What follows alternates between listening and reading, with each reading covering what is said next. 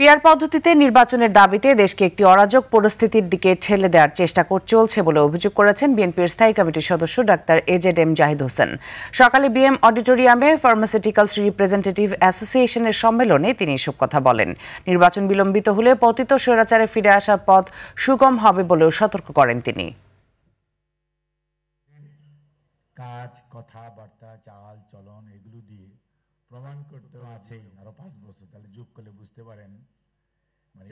এখন যতই নির্বাচন ঘনিয়ে আসছে, ঐক্যমতের আলোচনা শুরু হয়েছে, চলতেছে, তখন আমরা দেখলাম কেউ কেউ পিআর নিয়ে রাস্তায় নামতেছেন, প্রোগ্রাম করতেছেন। দ্যাটস গুড, প্রোগ্রাম করা ভালো, জনগণকে সচেতন করা ভালো, কিন্তু এর অর্থ এই না যে আপনি এক ধরনের কর্তৃত্ববাদিতা, আপনার মতামত জনগণের নাম বলে জনগণের অনুমতি না নিয়ে চাপিয়ে দিবেন।